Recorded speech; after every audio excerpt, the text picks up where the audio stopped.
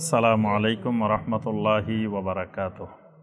আলহামদুলিল্লাহি ওয়াহদা ওয়াসসালাতু ওয়াসসালামু আলা মান লা নাবিয়্যা বা'দা ওয়া আলা আলিহি ওয়া সাহবিহি ওয়া মাওয়ালা। এবং ইনশাআল্লাহ আগামীর বাংলাদেশ হবে সালাফি মানহাজের বাংলাদেশ, সেই আশা আমরা পোষণ করি তো নাকি? তাহলে এরকম আওয়াজ দুর্বল হলে হবে না, আওয়াজ খুব স্ট্রং লাগবে এবং খুব সতেজতার সাথে উদ্যমতার সাথে এই সালাফি মানহাজের দাওয়াত নিয়ে বের হয়ে যেতে হবে। সারাক্ষণ এই দাওয়াতের কাজ করতে হবে এবং কোনো ধরনের দলবাজি, গ্রুপবাজি, ফেরকাবাজি এগুলা পরিহার করে একমাত্র খালেজভাবে সালাফি মানহাজকে ভালোবেসে সালাফি মানহাজের দাওয়াত সম্প্রসারিত করতে হবে। রাজি আছি তো? ইনশাআল্লাহ। আল্লাহ পাক আমাদের সবাইকে তৌফিক দান করুন। আমরা আমাদের আলোচনায় আসি। আলোচনার বিষয় তাওহীদ এবং শিরক। আলহামদুলিল্লাহ আমাদের এই বিষয়গুলো অনেক জানা বিষয়। যেহেতু আমরা সালাফি মানহাজে বিশ্বাস করি, আমাদের দাওয়াতের বিষয়বস্তুই এগুলা, তো এই বিষয়গুলো সম্পর্কে আমরা মোটামুটি অনেক কিছুই জানি। তবে জানা জিনিসগুলাকে আরেকবার একটু মনে করাই দেওয়া, স্মরণ করাই দেওয়ার জন্যই এই সম্মেলনগুলোর আয়োজন করা হয়। আরেকটা জিনিস খেয়াল রাখবেন, আপনি যদি জিনিসগুলা জানেনও তাও সম্মেলনগুলোতে হাজির হইবেন, আপনার উপস্থিতিটাই একটা বড় ধরনের দাওয়াত।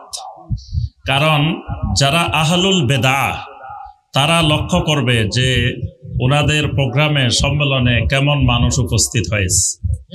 এই উপস্থিতিটা সমাজে ব্যাপক প্রভাব সৃষ্টি করে। এই কারণে এই কথা মনে করার সুযোগ নাই এখানে যে আলোচনা করবে এগুলো তো আমি জানি।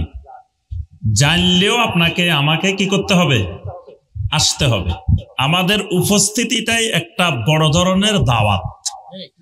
এই কারণে উপস্থিতি থেকে কোনো অবস্থায় দূরে থাকা যাবে না। সব সময় এই ব্রাহ্মণবাড়িয়া, আশেপাশে কুমিল্লা, তারপরে আশেপাশে হবিগঞ্জ, যে জেলাগুলো আছে, এখানে যে কোনো সালাফি মানহাজের প্রোগ্রামের খবর শুনবেন, দল মত নির্বিশেষে সবাই গিয়ে হাজির হয়ে যাবেন ইনশাআল্লাহ। এটা না হলে আগামীর বাংলাদেশ তো সালাফি মানহাজের বাংলাদেশ হবে না। বাংলাদেশ হইতে হইলে যেখানেই শুনবো সালাফি মানহাজের সম্মেলন, সেটা কে করতেছেন, কারা করতেছেন, কি জমিয়তে আহলে হাদিস করতেছেন, নাকি আহলে হাদিস আন্দোলন করতেছেন, নাকি আহলে হাদিস তাবলিগে ইসলাম করতেছেন, নাকি কে করতেছেন, এটা দেখার দরকার নাই। দেখতে হবে এটা সালাফি মানহাজের সম্মেলন কিনা। কি ঠিক আছে তো? ইনশাআল্লাহ। তাহলে আমাদের আলোচনার বিষয় আজকে, ক্লাসের বিষয় কি? ওরে কথা বলতে হবে, কথা না বললে হবে না। তাওহীদ ও শিরক। আচ্ছা, তাহলে আমরা আসি এই দুইটা জিনিস, একটা তাওহীদ, একটা শিরক। এই দুইটা কি এক জিনিস না আলাদা জিনিস? আলাদা আলাদা জিনিস। তাহলে তাওহীদের বিপরীত কি? শিরক। শিরকের বিপরীত তাওহীদ। মাশাআল্লাহ। তাহলে আমাদের সবার ঈমান আছে তো? অনেকে সন্দেহের মধ্যে আছে, ঈমান আছে কিনা তো বলতে পারতেছি না। ঈমান আছে তো? ঈমান থাকলে বলতে ভয় কিসের? জোর গলায় বলতে হবে যে ঈমান আছে ইনশাআল্লাহ। ঈমান আছে তো আপনাদের? আচ্ছা, আবার বলতে হবে ঈমানের বিপরীত কি? হয় নাই, ফেল, জিরো পাইছেন। এই জ্ঞান দিয়ে সালাফি মানহাজের বাংলাদেশ হবে না। তাহলে ঈমানের বিপরীত কি? কুফর। ঈমানের বিপরীত কি? কুফর। কুফরের বিপরীত বেদাতের বিপরীত, সুন্নতের বিপরীত বেদাত। মাশাআল্লাহ।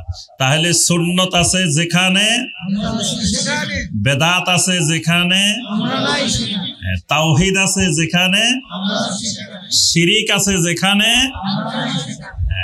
সারা দুনিয়া বাসে গেলেও আমরা শিরিক আর বেদাত যেখানে আছে সেখানে নাই। আমরা যেখানে তাওহীদ আছে, সুন্নাহ আছে, আমরা সেখানেই আছি। তাহলে আমরা জানলাম এই দুইটা জিনিস একটা আরেকটার কি বিপরীত। তাওহীদের বিপরীত শিরক, শিরকের বিপরীত তাওহীদ। তাহলে একটা আলোচনা করলে দুইটাই জানা হয়ে যাবে, কারণ বিপরীত জিনিস সহ বুঝতে হয়, না হয়তো আমরা বুঝতে পারবো না। তাহলে আমরা তাওহীদ দিয়ে শুরু করি। তাওহীদ, তাওহীদের কালেমাটা প্রথম বলতে হবে আপনাদেরকে। তাওহীদের একটা কালেমা আছে, কালেমাটা কি বলেন তো দেখি? ওই যে মুহাম্মাদান আবদুহু ওয়া রাসূলুহু সহ বলছে। আচ্ছা, প্রথমে আমরা যে শাহাদা পাঠ করি, শাহাদা, কালেমাতুশ শাহাদা, মানে শাহাদাতের একটা কালেমা আমরা পাঠ করি না? ইসলামে ঢুকতে হইলে শাহাদাটা পাঠ করা জরুরি বিষয়, কারণ নবী সাল্লাল্লাহু আলাইহি ওয়াসাল্লাম বলছেন, বুনিয়াল ইসলামু আলা খামস, শাহাদাতে আল্লাহ ইলাহা ইল্লাল্লাহ ওয়া আন্না মুহাম্মাদার রাসূলুল্লাহ।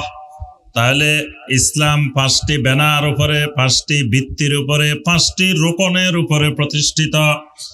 1 নম্বর রোকনটা হলো আমাকে আপনাকে সাক্ষ্য দিতে হবে লা ইলাহা, সবাই বলেন লা ইলাহা ইল্লাল্লাহু মুহাম্মাদুর রাসূলুল্লাহ সাল্লাল্লাহু আলাইহি ওয়াসাল্লাম।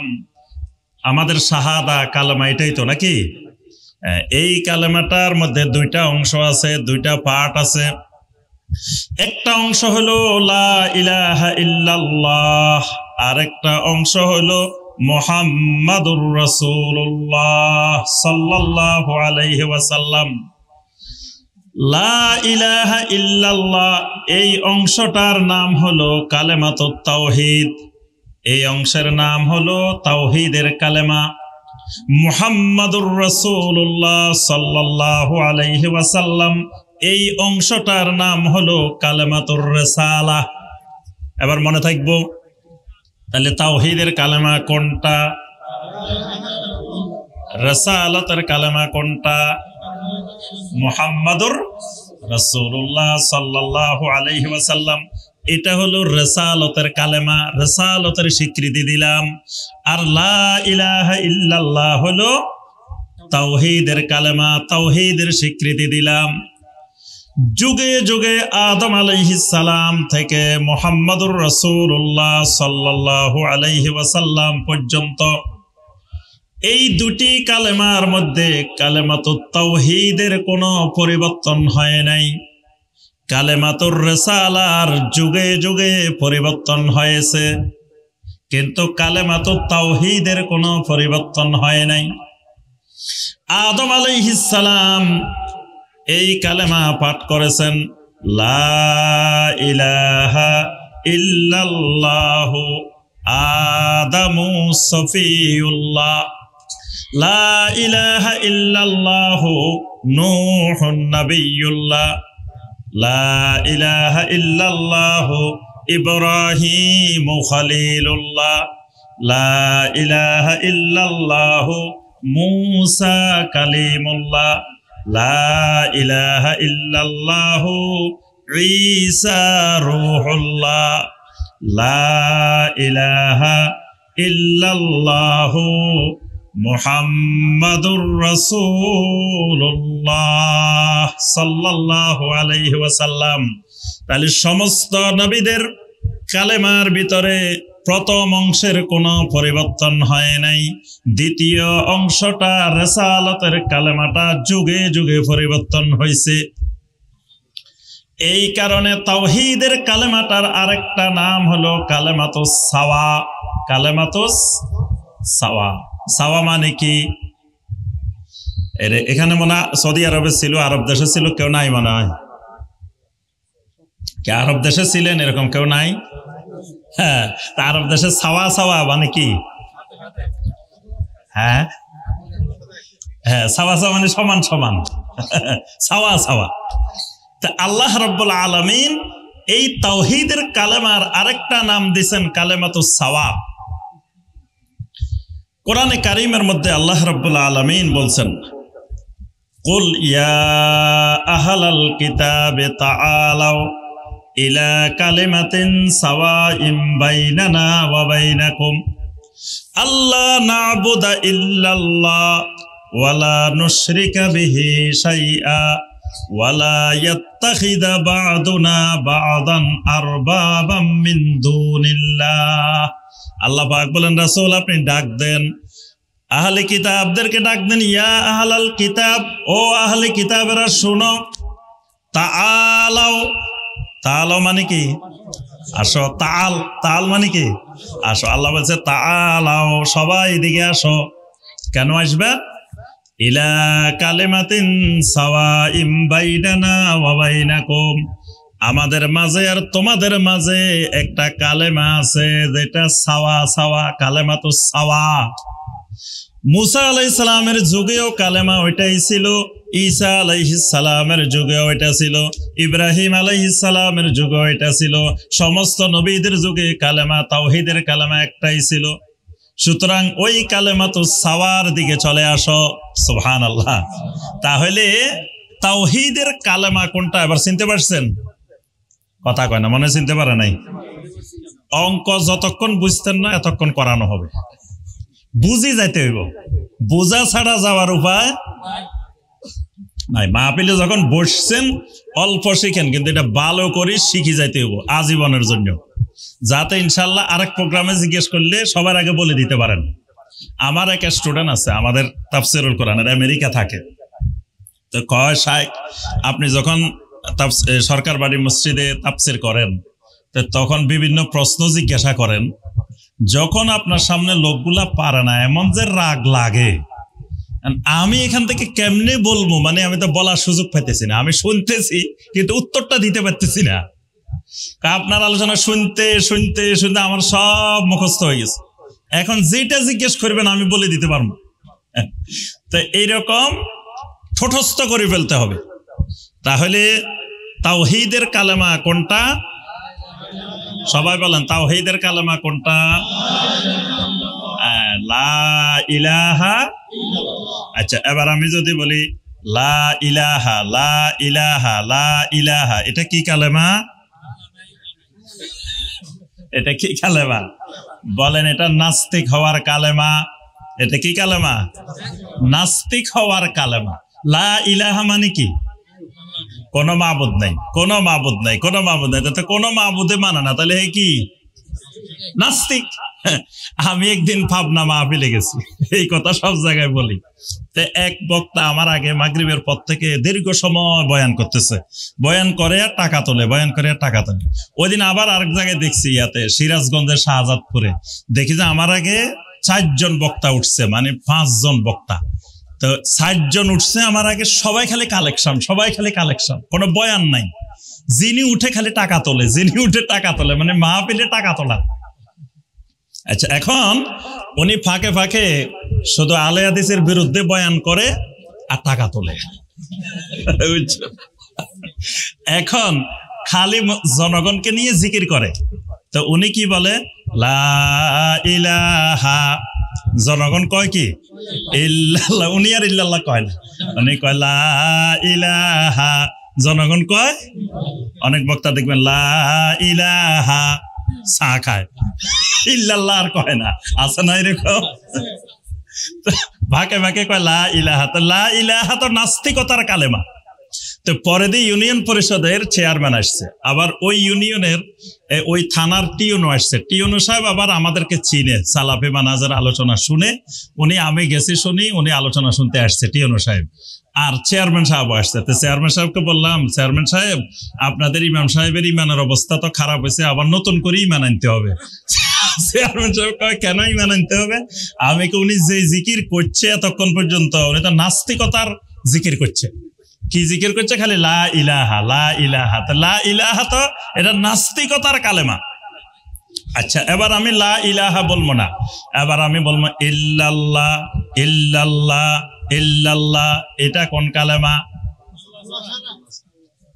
আগেরটা নাস্তিকতার কালেমা। তো এটা কোন কালেমা? এটা বেদাতের কালেমা, এটা বেদাতি হওয়ার কালেমা। আগেরটা নাস্তিক হওয়ার কালেমা, এইটা হলো কি হওয়ার কালেমা? কথা কয় না, মানে সন্দেহ আছে। এটা যে বেদাত, এই ব্যাপারে কোনো সন্দেহের অবকাশ। কারণ নবী সাল্লাল্লাহু আলাইহি ওয়াসাল্লাম জীবনে একবার ইল্লাল্লাহ ইল্লাল্লাহ জিকির করছে, এরকম কোন প্রমাণ আজ পর্যন্ত পাওয়া গেছে? সুতরাং কিয়ামত পর্যন্ত পাওয়ার সম্ভাবনাও। আচ্ছা, সাহাবায়ে কেরাম, রাসূলের লক্ষাধিক সাহাবায়ে কেরাম ছিলেন, তারা কোনোদিন একজনে ইল্লাল্লাহ ইল্লাল্লাহ জিকির করছে এরকম কোন ডকুমেন্ট আজ পর্যন্ত পাওয়া গেছে? তাহলে নবী সাল্লাল্লাহু আলাইহি ওয়াসাল্লাম করেন নাই, সাহাবায়ে কেরাম করেন নাই, তাবেঈনে কেরাম করেন নাই, তাবেঈনে কেরাম করেন নাই, ইমাম আবু হানিফা রাহমাহুল্লাহ করেন নাই, ইমাম শাফি রাহমাহুল্লাহ করেন নাই, কোন আইম্মায়ে কেরাম করেন নাই। তো এটা যে বেদাত, এই ব্যাপারে যাররা পরিমাণ সন্দেহের অবকাশ। যত বড় মুফতি সাহেব করুক, যত বড় মুহাদ্দিস সাহেব করুক, যত বড় মুনাজির জামানে করুক, কিন্তু এটা কি হবে? বেদাতে হবে। এটার দলিল আছে। দলিল কি? দলিল হলো ব্যাকরণের দলিল, আরবি ব্যাকরণের দলিল, নাহু সরফের দলিল। দেখবেন যত দলিল আছে, কিছু হচ্ছে নাহু সরফের দলিল, কিছু হলো যুক্তিগত দলিল, এইরকম বিভিন্ন দলিল। কিন্তু নবী সাল্লাল্লাহু আলাইহি ওয়াসাল্লাম করেছেন, সাহাবায়ে কেরাম করেছেন, তাবেঈন করেছেন, এইরকম কোন দলিল প্রমাণ। তাহলে লা ইলাহা হলো কি হওয়ার কালেমা? নাস্তিক হওয়ার কালেমা। আর ইল্লাল্লাহ হলো বেদাতি হওয়ার কালেমা। তাহলে ইমানদার হওয়ার কালেমা, আহলুত তাওহীদ হওয়ার কালেমা কোনটা? লা ইলাহা ইল্লাল্লাহ। এটা হলো আহলুত তাওহীদের কালেমা। এটা আদম আলাইহিস সালামেরও কালেমা, নূহ আলাইহিস সালামেরও কালেমা, ইব্রাহিম আলাইহিস সালামেরও কালেমা, মুসা আলাইহিস সালামেরও কালেমা, দাউদ আলাইহিস সালামেরও কালেমা, ঈসা আলাইহিস সালামেরও কালেমা, মুহাম্মদুর রাসূলুল্লাহ সাল্লাল্লাহু আলাইহি ওয়াসাল্লামেরও কালেমা। সুবহানাল্লাহ। তাহলে এবার তাওহীদের কালেমা শিখছি তো নাকি? এটা মনে রাখতে হবে যে এটা হলো কিসের কালেমা? তাওহীদের কালেমা। আচ্ছা, এবার আসেন, তাওহীদের কালেমার আরো অনেকগুলা নাম আছে। আল্লাহ পাক এটাকে অনেকগুলা সুন্দর সুন্দর নাম দিয়েছেন। লা ইলাহা ইল্লাল্লাহর আরো অনেকগুলা কি আছে? সুন্দর সুন্দর নাম আছে। কি কি নাম আছে? এক নম্বর নাম কি বলছি? কালেমাতুত তাওহীদ। এক নম্বর কি বলছি? এটার নাম মনে রাখতে হবে, কিন্তু পরে দিয়ে আবার পড়া নেওয়া হবে। এক নম্বর কি? কালেমাতুত তাওহীদ। দুই নম্বরে এটার নাম কালেমাতুল ইখলাস। কি নাম? কালেমাতুল ইখলাস। এটা ইখলাসের কালেমা। এটা কিসের কালেমা? কোরআনে কারিমে একটা সূরা আছে, সূরাটার নাম সূরাতুল ইখলাস। কোন সূরাটা? ওরে সূরা ইখলাসও চিনে না। কোন সূরাটা? এটাকে আল্লাহ রাসূল সাল্লাল্লাহু আলাইহি ওয়াসাল্লাম বলছেন এটা সুলুসুল কোরআন। কোরআনে কারিমের 3 ভাগের 1 ভাগ। আরেকটা সূরা আছে রুবুল কোরআন, কোরআনের 4 ভাগের 1 ভাগ। ওইটা কোনটা? মাশাআল্লাহ, আজকে দেখছেন মেধাবী স্টুডেন্ট কোন সূরা বলতে পারে। তাহলে সূরা আল কাফিরুন এটা হলো রুবুল কোরআন, কোরআনের 4 ভাগের 1 ভাগ। আর সূরা আল ইখলাস এটা হলো কোরআনে কারিমের 3 ভাগের 1 ভাগ। তাহলে বোঝা গেল ইখলাস। ইখলাস মানে তাওহীদ। ইখলাস মানে কি? তাওহীদ। ইখলাস আর তাওহীদ এক জিনিস।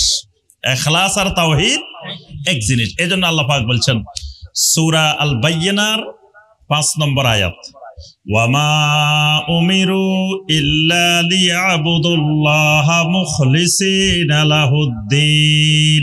মুখলিসিনা লাহুদ্দিন, এই দিনকে আল্লাহর জন্য খালেস করে মুখলেস হয়ে আল্লাহর ইবাদত করতে বলছেন।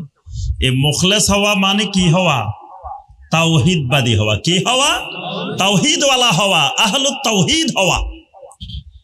তাওহীদ না হইলে কোনো ইবাদত আল্লাহর কাছে কবুল হবে না। তাওহীদ নাই, কোনো ইবাদত আল্লাহ রাব্বুল আলামিনের কাছে কবুল হবে না। কোন আমল কোনদিন জীবনেও আমলে সালেহ হবে না যতক্ষণ পর্যন্ত না ওই আমলের ভিতরে ইখলাস না থাকবে। ইখলাস না থাকলে ওই আমলে সালেহ হয় না।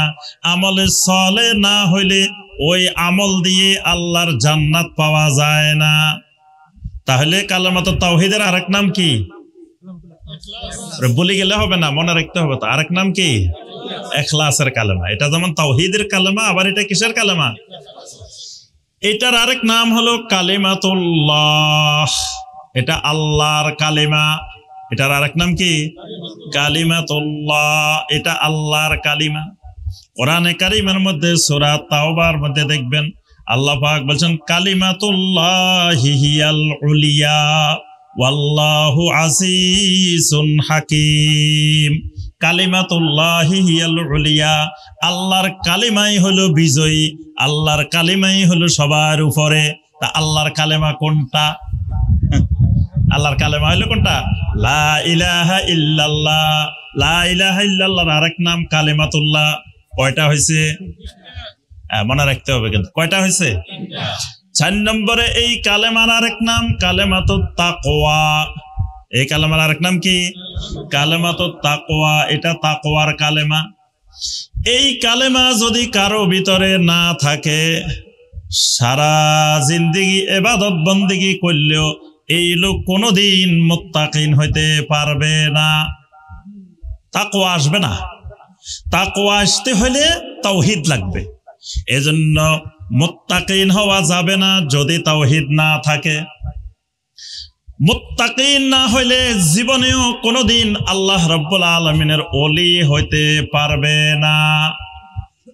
মনে রাখতে হবে, যেই আলেমের কাছে তাওহীদ নাই, যেই পীর সাহেবের কাছে তাওহীদ নাই, যেই ব্যক্তির কাছে তাওহীদ নাই, এই ব্যক্তি আল্লাহর কসম জীবনেও কোনোদিন আল্লাহর ওলি হইতে পারে না, কোনোদিনও আল্লাহর ওলি না, যদি তার ভিতরে তাওহীদ না থাকে। কারণ আল্লাহর ওলি হইতে হলে শর্ত কি? সূরা ইউনূসের 62 এবং 63 নম্বর আয়াতে কারিমা, আলা ইন্না আউলিয়া আল্লাহি লা খাউফুন আলাইহিম ওয়ালা হুম ইয়াহজানুন। বাস, আমাদের দেশের পীর সাহেবদের বয়ান হলো এই পর্যন্ত। 62 নম্বর আয়াত। জেনে রাখো, সাবধান সাবধান, আল্লাহর ওলিদের কোনো ভয় নাই, কোনো চিন্তা নাই। সুতরাং আল্লাহর ওলির ফাগড়ি ধরলে তোমাদেরও ভয় নাই, চিন্তা নাই। আল্লাহর ওলির যেহেতু ভয় নাই, চিন্তা নাই, সুতরাং আল্লাহর ওলির কাছে বায়াত হইলে মুরিদ হইলে তোমাদেরও আর কোনো ভয়ের কারণ, চিন্তার কারণ নাই। কিন্তু আল্লাহ রাব্বুল আলামিন সাথে সাথে এর পরের আয়াতে বলে দিয়েছেন, বান্দারে আল্লাহর ওলি হইতে হইলে তোমার 2টা জিনিস থাকা লাগবে, 2টা গুণ থাকা লাগবে। এই 2টা গুণ যার কাছে যত বেশি আছে সে তত বড় আল্লাহর ওলি। এই 2টা গুণের একটা গুণ যদি অনুপস্থিত থাকে আল্লাহর ওলি হওয়া যাবে না। আল্লাযীনা আমানু ওয়া কানু ইয়াত্তাকুন। আল্লাহ পাক বলেন ওলি হইতে হইলে প্রথম নম্বরে লাগবে আল্লাযীনা আমানু। তোমার ঈমানটা বিশুদ্ধ হওয়া লাগবে, তোমার ঈমানটা শিরিক মুক্ত ঈমান হওয়া লাগবে, তোমার ঈমানটা কুফর মুক্ত ঈমান হওয়া লাগবে, তোমার ঈমানটা নেফাক মুক্ত ঈমান হওয়া লাগবে, তোমার ঈমানটা বেদাত মুক্ত ঈমান হওয়া লাগবে। 2 নম্বরের শর্ত যেটা, সেটা হলো ওয়া কানু ইয়াত্তাকুন। তোমাকে মুত্তাকি হওয়া লাগবে, তাকওয়াওয়ালা হওয়া লাগবে, না হয় আল্লাহর ওলি হওয়া যাবে না। তাহলে তাকওয়া না থাকলে আল্লাহর ওলি হওয়া যায় না। আবার যদি তাওহীদ না থাকে তাকওয়াবান হওয়া যায় না। তাওহীদ না থাকলে কি তাকওয়াবান হওয়া? একটা আয়াত শুনেন এই ব্যাপারে, সূরা আল বাকারার 21 নম্বর আয়াতে কারিমা, ইয়া আইয়ুহান নাসু উবুদু রাব্বাকুম আল্লাযী খালাকাকুম ওয়াল্লাযীনা মিন ক্বাবলিকুম লাআল্লাকুম তাত্তাকুন। এই আয়াতটা তাওহীদের আয়াত। কিসের আয়াত? এবং কোরআনে কারিমের সর্বপ্রথম নির্দেশ। এর আগে আল্লাহ কোনো অর্ডারও করেন নাই, নিষেধও করেন নাই। সূরা আল ফাতিহা পড়েন, কোনো আদেশও নাই, নিষেধও নাই। সূরা আল ফাতিহার মধ্যে আল্লাহ কোনো আদেশও দেন নাই, নিষেধও করেন। সূরা আল বাকারা শুরু করেন, সূরা আল বাকারা তেলাওয়াত করতে করতে 20 নম্বর আয়াতে কারিমা পর্যন্ত আসবেন, কোনো আদেশও নাই, নিষেধও নাই। 21 নম্বর আয়াতে কারিমায় আল্লাহ রাব্বুল আলামিন সর্বপ্রথম আদেশ দিছেন, অর্ডার করছেন। 22 নম্বর আয়াতে কারিমায় আল্লাহ রাব্বুল আলামিন সর্বপ্রথম নিষেধ করছেন। তো সর্বপ্রথম আদেশটা হলো তাওহীদের আদেশ। কিসের আদেশ? ইয়া আইয়ুহান নাস। এই আদেশটা আল্লাহ শুধু ঈমানদারের দেন নাই, সমস্ত মানবতারে দিবেন। ইয়া আইয়ুহান নাস, হে সব মানুষেরা, উবুদু রাব্বাকুম, ইবাদত করো একমাত্র যিনি তোমাদের রব। যিনি তোমাদের একমাত্র রব, তার ইবাদত করো। এখন রবকে, রবের আমি কেমনে খুঁজে পাবো? দুনিয়াতে আল্লাহর জমিনে কতজন রব দাবি করছে? ইব্রাহিম আলাইহিস সালাম যখন দাওয়াত দিছেন, তখন ওই লোক বলে উঠছে, ইদ ক্বালা ইব্রাহিমু রাব্বিয়াল্লাযী ইউহয়ী ওয়া ইউমীত ক্বালা আনা উহয়ী ওয়া উমীত। ইব্রাহিম আলাইহিস সালাম বললেন, আমার রবে তো জীবনও দেন, মৃত্যুও দেন, আমিও তো জীবন দিই, মৃত্যু দিই।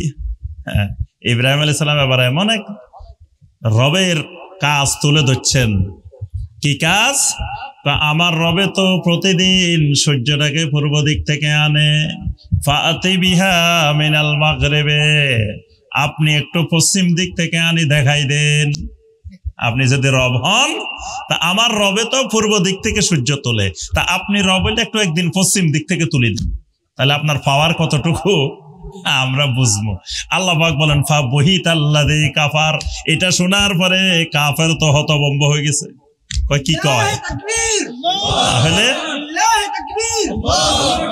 আল্লাহ রাব্বুল আলামিন এখানে রবের পরিচয় দিয়েছেন কোনটা? আল্লাযী খালাকাকুম ওয়াল্লাযীনা মিন ক্বাবলিকুম। রব হলেন তিনি যিনি তোমারে বানাইছেন, তোমার বাপ দাদা 14 গোষ্ঠী পূর্বপুরুষ সবাইরে বানাইছেন, তিনিই হলেন তোমার রব। আচ্ছা, এবার দেখেন এই পর্যন্ত তাওহীদের আদেশ দিয়ে আল্লাহ পাক শেষের কথাটা কি বলছেন? লাআল্লাকুম তাত্তাকুন। বান্দারে, তাওহীদবাদী হইলে তুমি মুত্তাকি হইতে পারবা। তাওহীদের আদেশ দিয়ে আয়াতের শেষে কি বলছেন? লাআল্লাকুম তাত্তাকুন। যে তাওহীদ যদি থাকে তাহলে তুমি মুত্তাকি হইতে পারবা। তাহলে মুত্তাকি না হলে আল্লাহর ওলি হওয়া যাবে না, মুত্তাকি না হলে জান্নাতও পাওয়া যাবে না। মুত্তাকি না হলে জান্নাত পাবে? আল্লাহ পাক সরাসরি বলে দিচ্ছেন, ওয়াসারিউ ইলা মাগফিরাতিম মির রাব্বিকুম ওয়া জান্নাতিন আরদুহাস সামাওয়াতু ওয়াল আরদ উইদ্দাত লিল মুত্তাকিন। জান্নাত বানানো হয়েছে কার জন্য? মুত্তাকিনের জন্য। তাহলে মুত্তাকি হইতে পারলে জান্নাত, মুত্তাকি না হইতে পারলে তো মুত্তাকিন হইতে হলে কি লাগবে? ওরে বলে গেছে, মুত্তাকি হইতে হলে কি লাগবে? তাওহীদ লাগবে। মুত্তাকি হইতে হলে তাওহীদ লাগবে। এই কারণে লা ইলাহা ইল্লাল্লাহর নাম কালেমাতুত তাকওয়া। এই কালেমার নাম কি? কালেমাতুত। কোরআনে কারিমে অনেক আয়াতে আছে, দেখবেন আলজামাহা কালিমাতুত তাকওয়া, আরো অনেক আয়াত আল্লাহ কালেমাতুত তাকওয়া বলছেন। তা কালেমাতুত তাকওয়া কোনটা? লা ইলাহা ইল্লাল্লাহ। এই কালেমার আরেক নাম হলো কালেমায়ে তাইয়্যিবা। এই কালেমার আরেক নাম কি? কালেমায়ে তাইয়্যিবা। আল্লাহ পাক বলেন এটা এমন এক কালেমা, কালেমাতান তাইয়্যিবাতান কাশাজারাতিন তাইয়্যিবা আসলুহা সাবিতুন ওয়া ফারউহা ফিস সামা।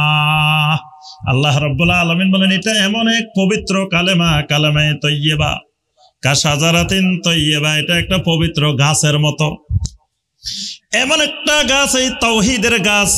আসলুহা সাবিতুন, এটার শিকড় হলো পুরা জমিনের মধ্যে বিস্তৃত। সুতরাং তাওহীদের জমিন থেকে সরাইতে হলে পুরা জমিনটা উপড়ে ফেলতে হবে।